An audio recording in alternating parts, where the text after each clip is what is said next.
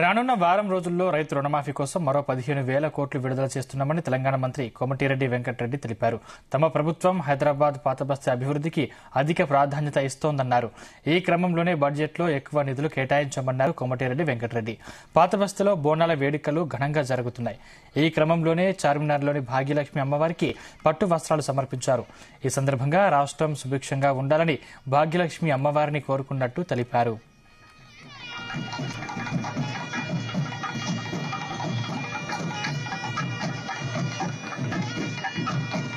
अश्विनातेज साचक्ष प्राणेन सरस्वती वीर्यम् आजनेवते यज्ञम् वष्टुधियावासः स्वधेत्रे सुनृतानां चेतन्ते सुतेना यज्ञम् मे सरस्वती महोहर्न सरस्वती प्रचेतति केतुना दिवे विश्वाविराजते इन्द्रायाय चित्रमानसुताय मे त्वाजवाः अन्वे विस्तना फलितासाः विशुतो विप्राजोत सुतावातः उपब्रह्माणि वागताः इन्द्रायाय तोतो ब्रह्माणि हरिवः सुतेजश्वनश्चनाः अश्विना पिबतामधो सरस्वत्या सुजोष विरहेण लसतया विधेया सत्यत्वात् तव चरणयोर्गास्तुतिरभूत् तदेतच्छन्तव्यं जननि सकलोद्धारिणि शिवे कुपुत्रो जायेत क्वचिदपि कुपाता न भवति परित्यक्ता सेवा विविधसेवा कुलदया मानस्तव यदि कृपाणापि भविता निरालम्बो लम्बोदरजननिकैकं मनोवेदावृतावृतां प्रेम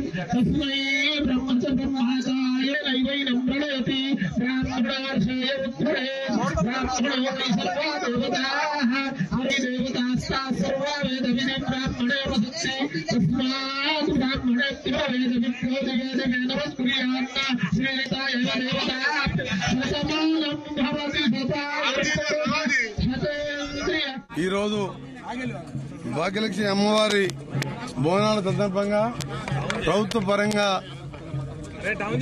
ప్రభుత్వం నన్ను ఇక్కడ అమ్మవారి బోనాలు ప్రారంభించడానికి గౌరవ ముఖ్యమంత్రి గారు ఇక్కడ అందరు ముఖ్యమైన మంత్రులందరూ కూడా కొన్ని దేవాలయాల్లో శాస్త్రోక్తంగా మొదటిసారి ఈ విధంగా కార్యక్రమాలు చేపడుతున్నాం. ఈ భాగ్యలక్ష్మి అమ్మవారి ఆశీస్సులతో తెలంగాణ ప్రజలందరూ పట్టణ ప్రజలందరూ కూడా సుఖ సంతోషాలతో ఉండాలని అమ్మవారిని కోరుకోవడం జరిగింది. అమ్మవారి ఆశీర్వాదం నుంచి పోయిన సంవత్సరం వర్షాలు లేక ఎంతో మంది తెలంగాణలో రైతులు ఇబ్బందులు పడ్డారు. అలాంటివి లేకుండా ఈసారి ఇప్పటికే వర్షాలు మంచిగా అనుకున్నట్టు రైతులు సంతోషంగా ఉన్నారు. వర్షాలు కూడా బాగా పడుతున్నాయి. ప్రభుత్వం కూడా దాదాపు 11 లక్షల మంది రైతులకు 7,000 కోట్ల రుణమాఫీ చేసినాం. ఇంకో వారం రోజులలో మరొక 15,000 కోట్ల రుణమాఫీ చేయబోతున్నాం. ఆ తర్వాత మరొక 2 లక్షల రుణమాఫీ చేసి తెలంగాణ ప్రజల బీదరికరించి బయటపడి అందరూ కూడా మంచిగా ఉండాలని ఆ కోరికతోనే తెలంగాణ రాష్ట్రం వచ్చిన సంగతి మీ అందరికీ తెలుసు. గత 10 సంవత్సరాలు వదిలిపెడితే 8 మాసాల క్రితం ఆశీర్వదించి ఇందిరమ్మ రాజ్యాన్ని ప్రజలందరూ కూడా మమ్మల్ని ఆశీర్వదించి ఇందిరమ్మ రాజ్యం దేవాలని వాళ్ళు కోరినప్పుడు ప్రతి ఒక్క ముఖ్యమంత్రి గారి సహాయత మీ మినిస్టర్స్ అందరం ఒక టీం లాగా పనిచేస్తూ ఎక్కడ కూడా ఎలాంటి శాంతి భద్రత విఘాతం కలగకుండా అందరూ కలిసిమెలిసి ఉండే విధంగా కార్యక్రమాలు చేసుకుంటున్నాం. అందులో 60,000 ఉద్యోగాలు ఇప్పటికే 54,000 ఉద్యోగాలు ఇవ్వడం జరిగింది.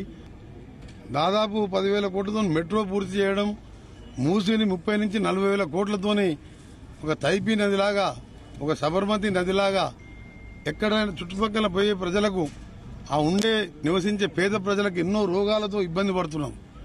దాన్ని కూడా క్లీనింగ్ చేసే ప్రక్రియ మొదలైంది. డిపిఆర్లు తయారవుతున్నాయి. అది 40,000 కోట్లైనా 50,000 కోట్లైనా మా ముఖ్యమంత్రి గారి కళ అది. ఎందుకంటే మూసి అంటే ఒకప్పుడు వికారాబాద్ లో పుట్టి నల్గొండ జిల్లా కృష్ణా జిల్లాలో కలిసిపోయే మంచినీళ్లు తాగే రివర్. కానీ డ్రైనేజ్ వ్యవస్థలు బాగాలేక ఫ్యాక్టరీల వేస్టేజ్ వదిలిపెట్టి ఎవరు పట్టించుకోలే. గతంలో 7 లక్షల కోట్లు అప్పు చేసినా 30,000 కోట్లు పెడితే ఇలా మూసీలో పక్క నుంచి మనం హోటల్స్ పెట్టుకోవడం విహారయాత్రలాగా టూరిస్టులు వచ్చే విధంగా హైదరాబాద్ టూరిస్టులు ఇప్పటికే పెరుగుతారు. చార్మినార్ గాని అమ్మవారిని దర్శించుకుంటాను గాని ఇది చాలా ఫేమస్.